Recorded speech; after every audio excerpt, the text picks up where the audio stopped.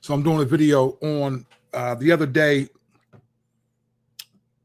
Bryan Kohberger, who was sentenced to 4 life sentences for 4 murders in Moscow, Idaho. When given a chance to speak, he simply said, "I respectfully decline." Now, when you think about the reality of that statement and the evil of that statement, he said, "I respectfully declined," but he's on trial and was sentenced to the unaliving of 4 people. So you didn't have respect for their lives, but you respectfully declined to speak. A lot of people, especially his family, are wondering how to process this. What do you do when something like this? Everyone wants to know why he stayed silent. There's a lot of people, a lot of speculation. Why didn't he say anything? Psychologists are baffled. But the Bible explains exactly why evil often can't and won't explain itself. And that's what we're going to talk about today. Just some quick details on this reality. So Bryan Kohberger, in the early morning of November 13th, 2022, I'm just reading for you this. 4 University of Idaho students, Ethan Chaplin, Zana Kernodle, Madison Mogan, and Kaylee Gonclaves were fatally stabbed in their off-campus house at 1122 King Road, Moscow, Idaho. The attack was exceptionally violent. Newly released police documents describe intense struggles, especially Kernodle, who suffered over 50 stab wounds and had extensive defensive injuries. Gonclave was also left severely disfigured. He was charged with 4 counts of first-degree murder and 1 count of felony burglary. He refused to enter a plea initially, leading the judge to enter a not guilty plea on his behalf. But then later on, he announced himself to be guilty of all. And on July 23rd, yesterday, he received 4 consecutive life terms without the possibility of parole. When given the opportunity to speak, he just simply said, "I respectfully decline." Everyone wants to know, why didn't he say anything? Here's the reason why I believe he didn't say anything. I think anyone, whether you're of whatever faith you're a part of, whether you believe in Jesus or not, there's no one watching unless you're a fellow person who is taking lives like that, is going to listen to him and think this is just evil, pure evil. In fact, I think one of the dads of one of them, or a male relative of one, said to him, "You're going to burn in hell." This man sat there stoic, just about. Now, if you watch a body language expert, they would say, "Oh, he made a little movement here, made a little movement there," and they would tell you what they thought it meant. But for all intent and purposes, he sat there and didn't say a word, didn't say anything. One of the victim's sisters, everyone is praising what she did. And let's watch just a little bit of what she said to him in the actual room. This is in the courtroom. This is just a section of one of the victim's sisters who spoke on behalf of the family. Olivia Gonsalves, Kaylee's sister.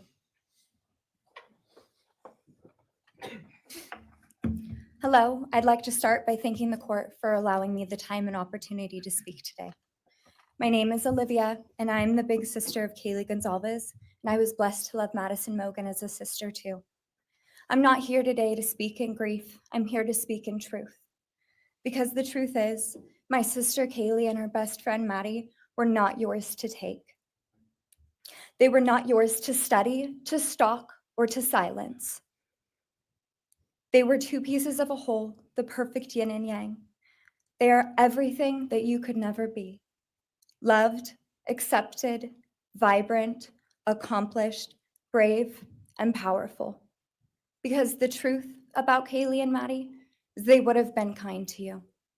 If you had approached them in their everyday lives, they would have given you directions, thanked you for the compliment, or awkwardly giggled to make your own words less uncomfortable for you. In a world that rejected you, they would have shown mercy. Because the truth is, I'm angry. Every day I'm angry. I'm left shouting at the inside of my own head everything I wish I could say to you. The truth about me is when I heard the news, I didn't cry. I listened for them. I promised them I would, that I would fight for them, that I would show up no matter what it cost me. I swore I'd never let them feel alone. Because you see, I've always been their heavyweight. I've always been the one to fight the battles they didn't feel ready to fight themselves. All it ever took was a call, and they knew I would handle it for them, no matter the time, no matter the cost. They could wave their white flag because they knew I would never back down, not for them. Whenever I watch stuff like this, I always wonder, like, what is it like for the lawyers who are representing him? I mean, this man is evil as they come as a human being.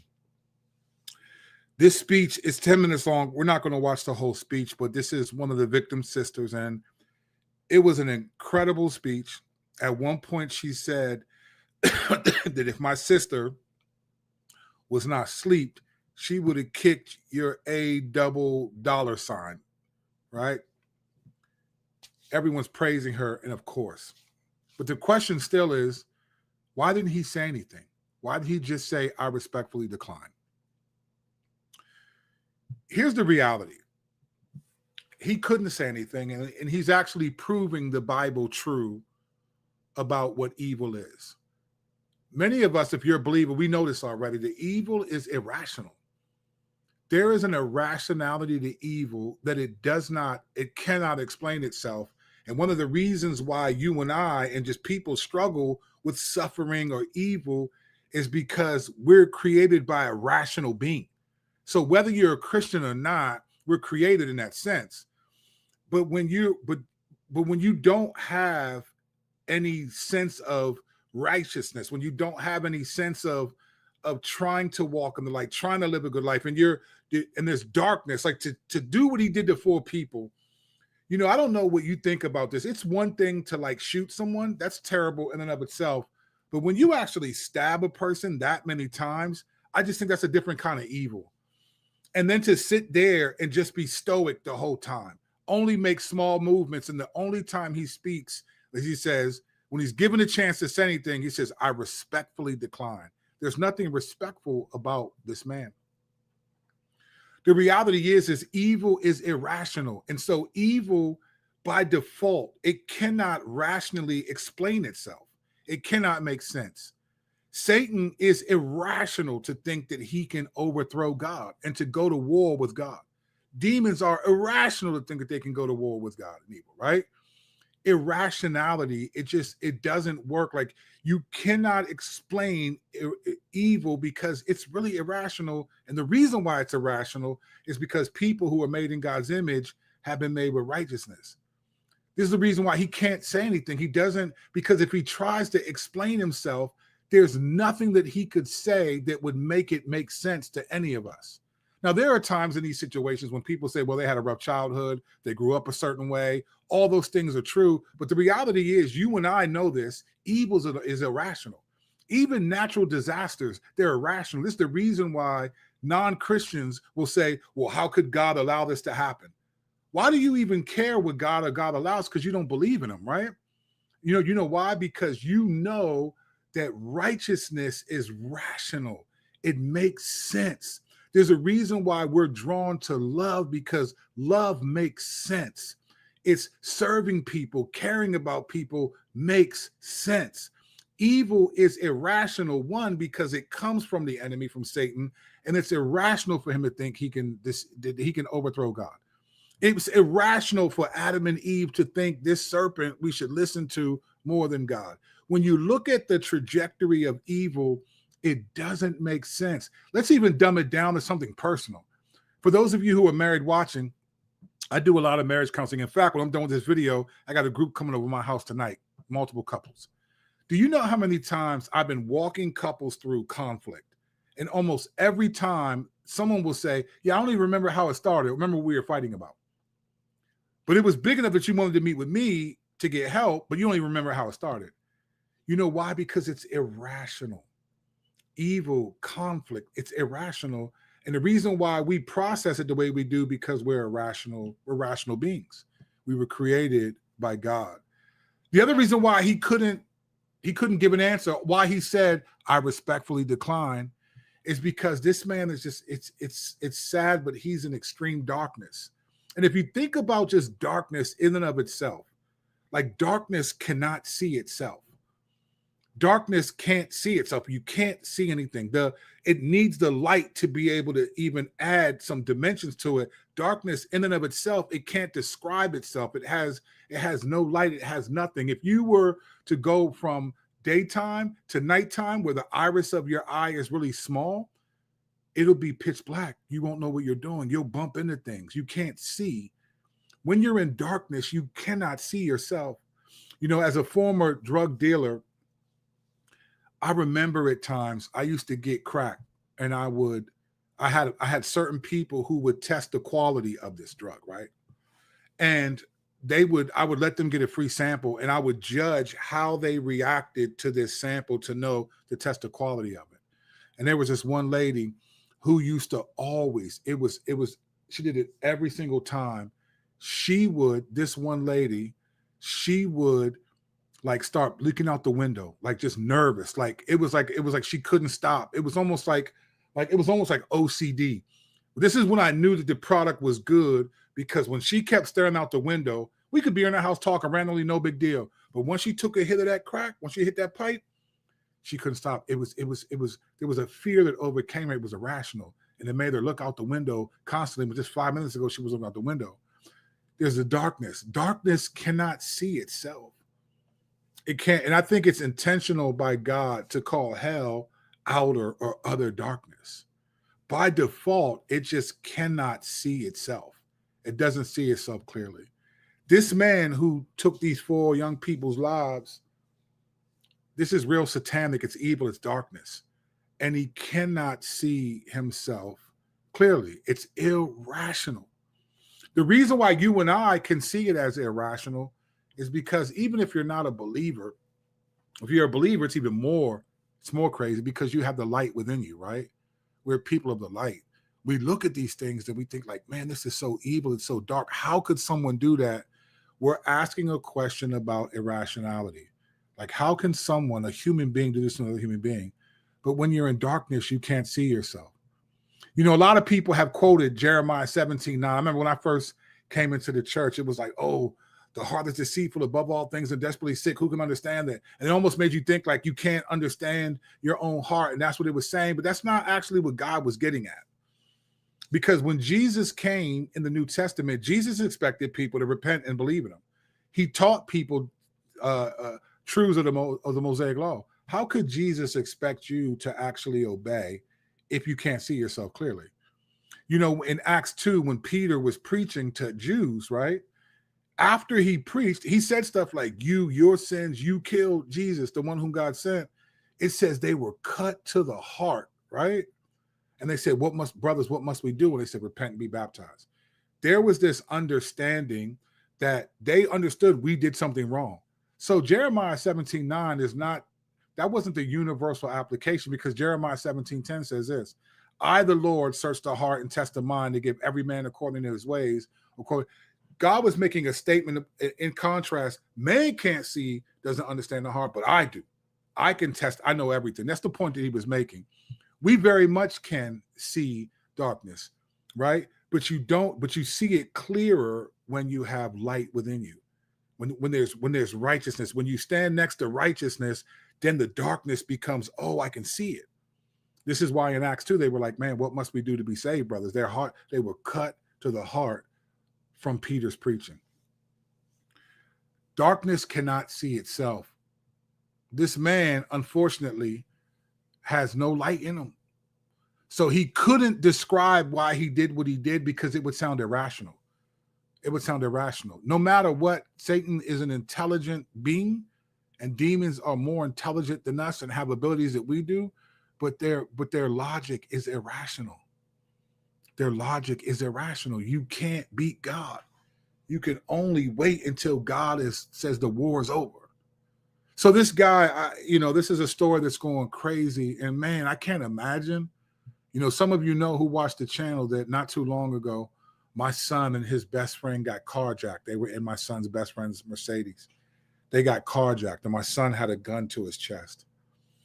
And I remember when he said, it happened so fast that when they opened the passenger side door and put the gun to his chest, he just said, okay. He was just like, there's nothing he could do. His friends crying. He was stuck. That's what I appreciate about my son. He's not easily rattled, but he just knew there's nothing I could do. Like, evil's irrational. And I while I didn't, by God's grace, wasn't like, oh my God, I didn't sit around and stew on what could have happened. Just the irrationality of that moment. I was able to help my son see how crazy things can be in a moment. But my son also has the light in him, so he could see that. This man, Bryan Kohberger, he doesn't have the light. He cannot rationally explain himself. It's not that he couldn't give a reason why he did it. It wouldn't make sense to us. If he would have said, well, they ran me off the road and they flipped me off and then I followed them to the house. Okay, yeah, that's happened to a lot of people. But what you did is irrational. The evil that was done, this is why he can't say anything. He can't say anything at all. He won't be able to say anything. You notice it's funny in Genesis 3, when God shows up, right, to talk to Adam and Eve after they bite the fruit, when he says, what have you done, right? You notice that the serpent doesn't talk. You notice that Satan doesn't say anything. Adam says, it was the woman you gave me. She bit from the tree and I ate. She deceived me, right? Eve said it was the serpent. He deceived me. The serpent can talk because he said to Eve, did God really say? He didn't say anything. You notice that, right? He didn't say a word. There's nothing he can say because evil is irrational. It's irrational. Many of us struggle with different things of sin and we give in to sin. And if you're a genuine Christian and you give in to some sin, and let's say it's a serious sin, like afterwards, how do you feel? You just feel condemned.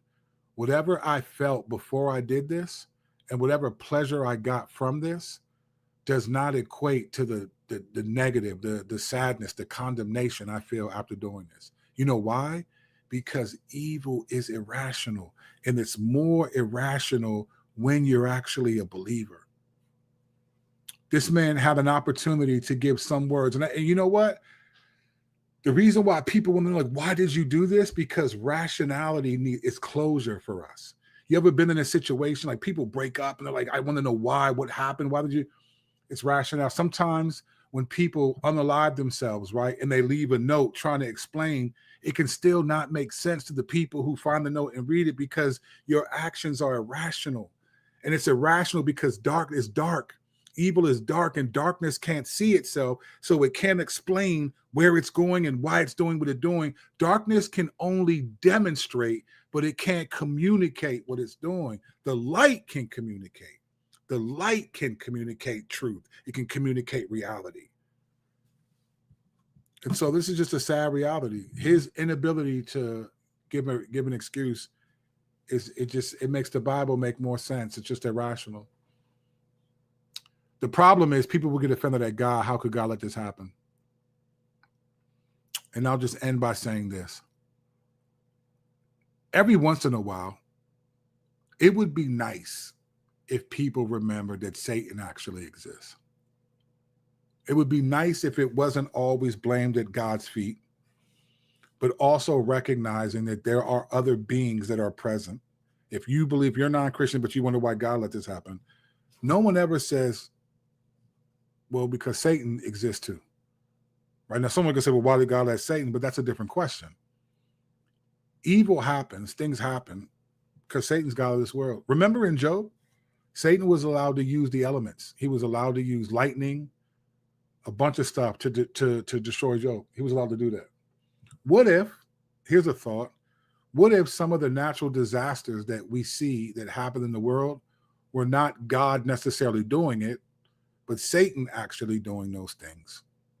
Even though God is sovereign, God says, I'm going to let you make decisions, and those decisions have consequences and so forth. I think sometimes as believers, we're quick to defend God instead of realizing Satan exists too. Let's lay some of this stuff at his feet.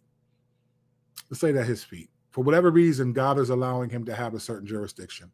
But we should lay some of this at the devil's feet.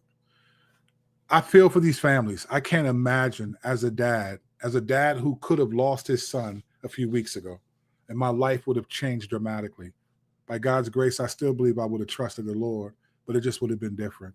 And it would have felt dark to me without my big boy. So I can imagine what these parents are feeling. Just because your kids are adults or older doesn't mean they're not your kids. My boys are 17, 16, and about to be 14. And I hug them, I kiss them, I mess with them. I'm affectionate with them like I did when they were babies. Maybe not exactly the same, but they're still my babies. They're still my kids to me. So I can't imagine what these families are going through. But I know for those of us, for the rest of us, evil is just irrational. Sin is irrational. It doesn't make sense. It rarely ever does. And this is why people were so appalled at it. Righteousness is rational. Righteousness makes sense. Light makes sense. Darkness only makes sense because we have light to kind of expose what darkness is. It's a crazy time. 4 people, just like that. Just like that. And you know, the craziest thing about all of it is if he genuinely repented, he got 4 consecutive life sentences. If he genuinely repented, Jesus would forgive him. That seems irrational, but that's what righteousness does. It forgives. But what do I know?